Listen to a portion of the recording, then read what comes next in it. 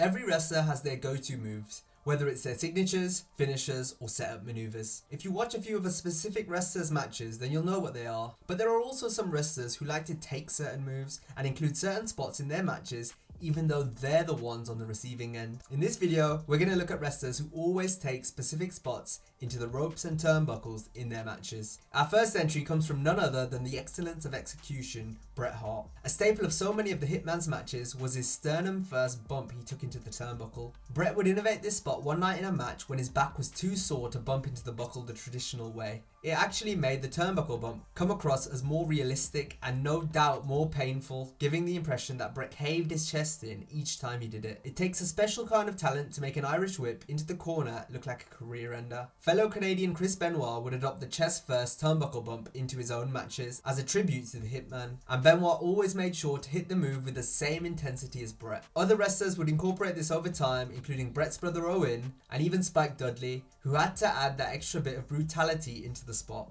Now, while the sternum-first buckle bump brings a lot more realism to the Irish whip into the corner, there are a number of wrestlers who decided to get a lot more creative with it. In particular, Ric Flair, whose iconic selling could be seen when he would be sent into the middle turnbuckle and flip all the way over the top ropes. Flair always knew how to entertain while still making his opponent's offense look great. The turnbuckle flip would also be used by Heartbreak Kid Shawn Michaels, who always executed the spot relatively smoothly. Doing it takes a lot of athleticism, which HBK was never short of. Who do you think did it better out of HBK and the Nature Boy? Let me know in the comments. Now, while Shawn and Flair's flip over the turnbuckle always looked awesome, Triple H's version was perhaps the most devastating. So much so that the game actually suffered a torn pectoral muscle while taking the move at Crown Jewel 2018. Which isn't surprising given how much force the cerebral assassin attacks the ropes when performing the move. It's more visually impressive than a lot of other corner bumps on this list. There was also one time he accidentally overshot it and totally wiped out a camera guy. However, Triple H actually borrowed this spot from the great Harley Race, who did it years earlier. From one legend to another, as the chairman of WCW, La Parka never seemed to be able to hit a dropkick to his opponent when they were against the ropes. While trying this never really worked out for the luchador, you can't deny how cool it looked. But La Parka wasn't the only wrestler to constantly miss a move in the corner. If you've watched a Braun Strowman match over the past couple of years, you've probably seen him sent shoulder first into the steel ring post. It's typically done to take Strowman out of a match so that he can sell for a while. Dolph Ziggler also does a similar spot with his classic Stinger Splash,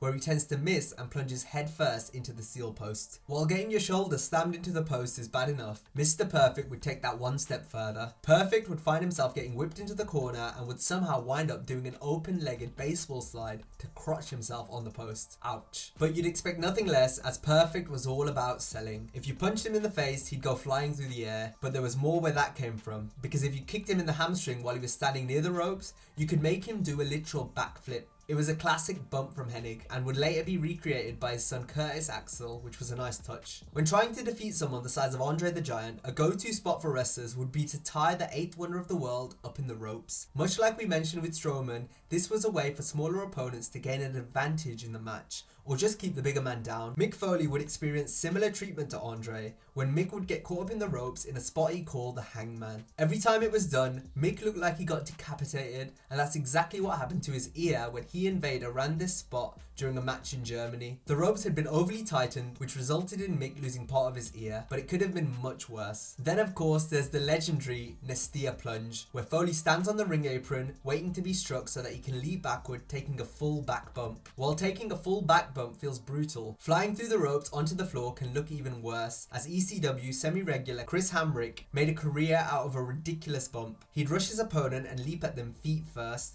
only for them to move out of the way and let him sail through the ropes and land in a heap on the floor. Although Hammy is mostly retired these days, Alberto Del Rio is still trying his best to keep the spot alive. So there you have it, some classic rope and turnbuckle sells that were made infamous and recreated over the years. If you enjoyed this video, then be sure to give it a like and subscribe to the channel. Also, check out our similar video on 10 iconic WWE moments you won't believe happened somewhere else first. Have a great day, and I'll see you next time.